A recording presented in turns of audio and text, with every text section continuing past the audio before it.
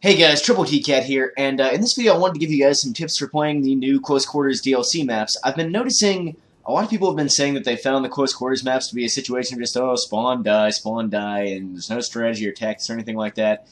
And I wanted to make a video to explain that that's not necessarily the case, and that if you're finding that you're sort of spawning and dying really quickly and stuff like that, you're probably not playing in the best possible manner. So this isn't a terribly long video, I'm going to jump right in here.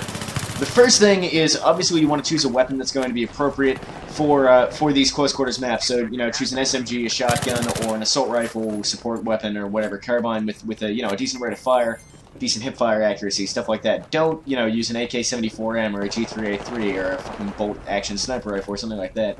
That's probably the most obvious thing, though. So we'll brush over that. You can see here I'm using the MP7 extended mags and a tac light, which I tend to like on this map in particular. But aside from that, the sort of fairly obvious thing of, guys, choose a close quarters weapon for the close quarters maps. Fuck, guys. I think the biggest thing that people are doing wrong, there's a couple of things. One of them is that I think people go too fast. I think that they spend too much time sprinting around the maps and stuff like that. And I'd say that in close quarters, it's actually particularly important that you don't sprint very often, that you spend a lot of time moving at your sort of regular walking pace where you can hip-fire people, because of the fact that there are a lot of corners, a lot of, doorways and stuff like that, places where enemies can appear from in this, and you need to be watching those pretty closely, which is hard to do if you're going by them too quickly. And aside from that, in a situation where there are two players in a hallway, or, where there's no cover or something like that, the guy, and they see each other at the same time, which happens a lot in this DLC, when you come around the corner, the other guy's looking at you. The guy who's not sprinting is going to be able to start shooting first, and is therefore going to have an advantage. So, I'm not saying you should never sprint, and you'll see me doing it a fair bit in this video, but you want to be careful not to be sprinting in times when you should not be. So, if you're fairly confident that an area is safe because there's teammates around you and there hasn't been any action there in a minute, that's, an okay time to sprint. If you are in combat with somebody and need to make a really quick move to outmaneuver them or get behind some cover, obviously, go ahead, hammer on that sprint key.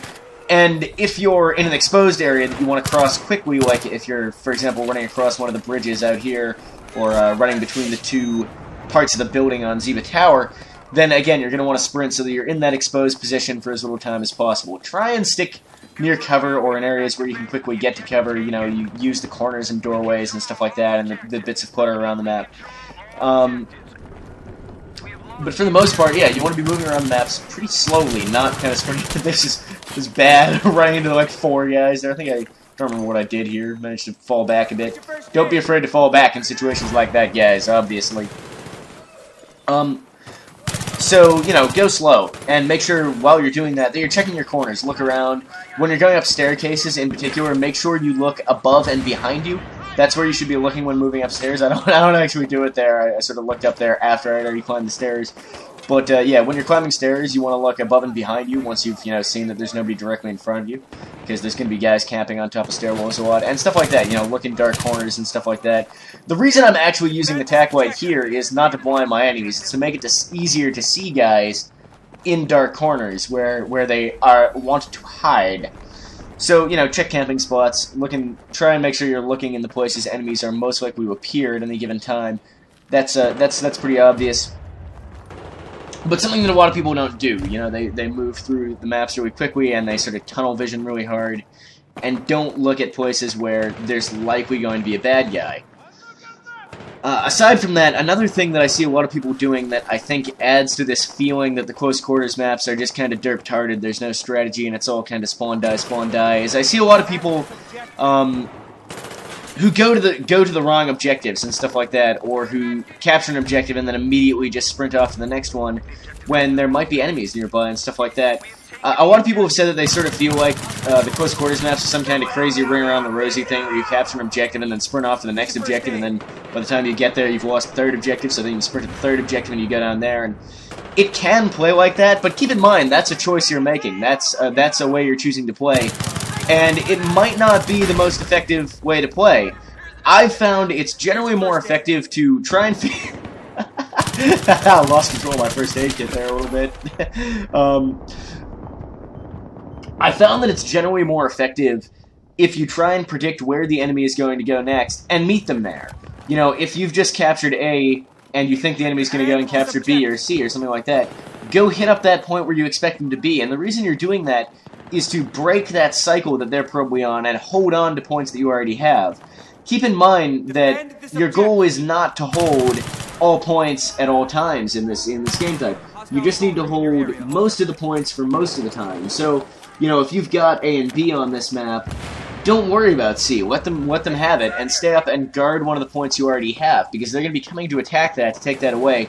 And if you're there, you can stop them, and you end up spending more time total with more of the points. Like there, you see I was down at C. I could have gone through to B, which we didn't have, but I was sort of looking around, and I figured they would likely attack A next, which happened to be correct, so I sort of turned around, headed back this way, and ended up getting my ass handed to me, but that's besides the point.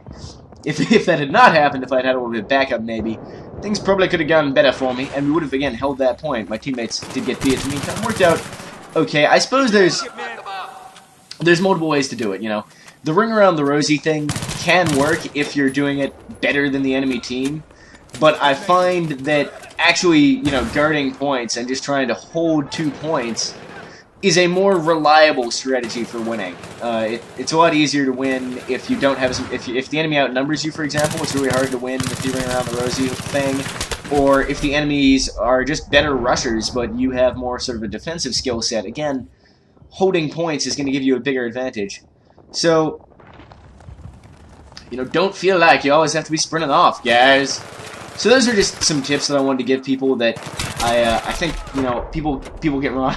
This is a really dodgy revive. I actually got saved here. It's like, oh shit. Still a dude up there, sadly. It takes me out again, but anyway, yeah, I just wanted to talk about that stuff because a lot of people have been saying they don't like close quarters, they don't feel like it's Battlefield, they feel like it's just this stupid thing where you're just running around and you die and there's always enemies behind you and stuff like that, and I have not found that to be the case. I found that with 16 or even 24 players, these maps are not, you know, that crazy. You can definitely predict where people are most likely to be, even with the random spawn system, and if you're not sprinting everywhere, if you're not choosing to plan that way, you're not going to have super short lives and stuff like that, and you're going to be able to get, you know, a solid KDR, you're going to be able to win your matches. So, basically, I think the point I want to get across more than anything else is, if you're playing the new DLC and finding it to be this kind of, like, derp-tarded rushing around thing where it's just stupid and you die constantly, slow down. That's probably my biggest piece of advice. Try and stick with your squad is obviously going to help a bit and stuff like that. But my biggest piece of advice is slow down, you know, check your corners, make sure that people aren't coming up behind you, try and hold objectives for a bit instead of just getting them and then leaving immediately. And you might find that you're a bit more successful. You might. I certainly do, anyway. And I guess that's sort of the main thing. The second thing is, don't turn off your brain. Playing purely instinctually can work, depending on your playstyle. But a lot of times, it's better if you actually think about what's happening in the game. You want to think about where the enemy is most likely to be in the map, where they're most likely to be trying to attack and stuff like that. It's hard to predict fully because of the random spawn points, but you can normally, based on what they've taken, what's going on in the game, predict approximately what's going to happen. You see here that I went over for A when we already had 2 points. That's because on this map, this is kind of a map-specific thing, I really don't like where the C flag is. I feel like it's a really sort of dodgy position. So I tend to try and hold A and B on this map. I make that my focus. They're a lot easier to defend and a lot easier to take. C is a really, really exposed, really dangerous position on this map. So again, another thing you can think about is we only need to hold 2 of the 3 flags. Which 2 flags would I like to hold? And on this map, for me, it's A and B, and C can just, nope, not dealing with that. You know, on Ziba Tower, I like to hold... On Ziba Tower, I like all the points approximately equally, actually. On Operation 9 to 5, I tend to like holding A and B. I don't really like that C flag out in the lobby. And on Danya Fortress, it's generally C and B. So the sort of big two-story room and the tunnels. I don't really like going up to A very much. But, you know, other people might have different opinions about that. That's just what I like. But again, you know, it's another thing you can think about is I only need to hold 2 flags. Where do I want to pick my battles? And the reason I like holding A and B on this map is they're both very easy to defend positions. A, Most of the enemies come up through this side stair where you can hold people off really easily. There's a few other ways around. But if you also hold B, you can be pretty confident they aren't going to be coming off like across the roof towards you. So that eliminates one thing. And when you're at B, a lot of times they're running up from beneath you. So again, you're standing above them, you can shoot down, you can hold that point pretty easily. So, you know, think about your positioning. Think about stuff like that. Don't feel like you have to always sprint around to the next point or anything like that. Just take your time a little bit more, guys, if you're finding these maps frustrating to play.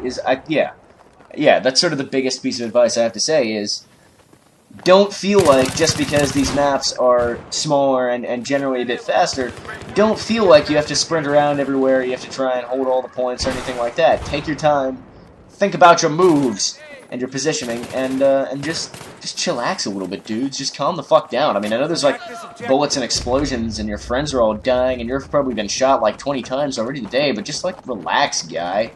Have a beer or something, calm the fuck down and just, you know, shot heads. That's what I always do. Anyway, coming to the end of the game here, I think I covered what I wanted to cover about this map pack in particular. I did reasonably well in that match, as you saw, not too amazing. But anyway, thanks for watching, guys. Let me know what you thought of the video. Let me know if you thought my advice for this game type was completely fucking stupid. And until next time, Troubletcat out.